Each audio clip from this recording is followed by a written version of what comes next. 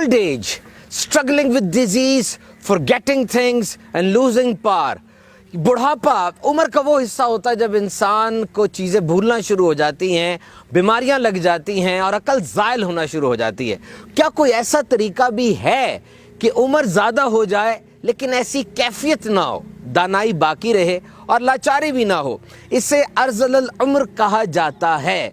और वो तरीका क्या है? साथ रहिएगा, मैं भी आपसे अर्ज़ करता हूँ। वो कौन सा मुल्क है पूरी दुनिया में जहाँ सबसे ज़्यादा उम्र वाले अफराद मौजूद हैं?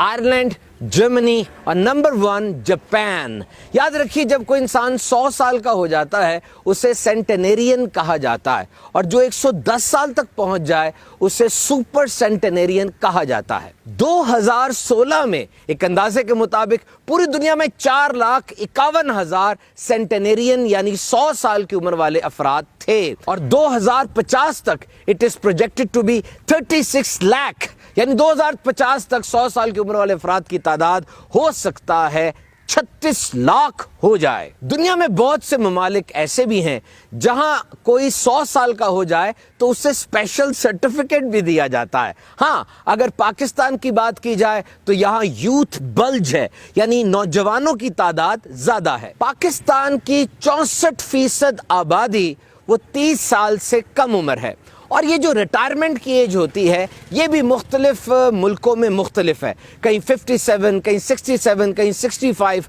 और रिटायरमेंट का कॉन्सेप्ट भी यही है, lifestyle choices catches up on you, यानी सारी जिंदगी इंसान ने जो काम किए, तंबाकू नोशी की, खाने में बेएहतियाती की, आराम तलब अंदाज़े जिंदगी गुजारा, तो अब ये सारी बातों का उसकी सेहत पर असर होता है। इंसान की एनर्जी में कमी आ जाती है और वो किसी किस्म की कमाई, जिहाद और हज वगैरह के काबिल नहीं रहता। और जब रिटायरमेंट हो जाती है फिर पेंशन मिलती है। ये लातीनी जबान का लफ्ज है और इसका मतलब होता है पेमेंट।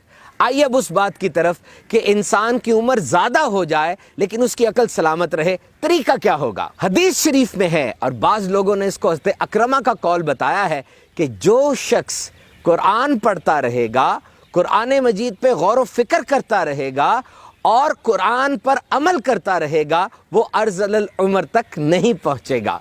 तारीख़ इंसानी को अगर पढ़े तो हमें बड़े अजीब अजीब सलूक मिलते हैं जो बूढ़े अफराद से किए जाते थे। कोई शख्स बूढ़ी उम्र को पहुंच जाता, उसे जंगल में जाके छोड़ाते थे, और कई बूढ़े अफराद मिलकर किसी जगह पर जाके खुदकुशी कर लिया करते थे। लेकिन हमारा प्यारा दीन इस्लाम हमें यह सिखाता है कि बड़ी उम्र के अफराद के साथ इज्जत व एहतराम से पेश आया जाए। हदीस शरीफ में है कि एक शख्स ने दरबार रिसालत में आके अपने फ़क्र फाका की शिकायत की कि मुझे खाने की और पैसे की कमी है। मेरे आका सल्लल्लाहु ताला अलैहि वसल्लम ने इरशाद फरमाया, तुम जरूर किसी बूढ़े के आगे चले होगे, और ये इसी की नहुसत है।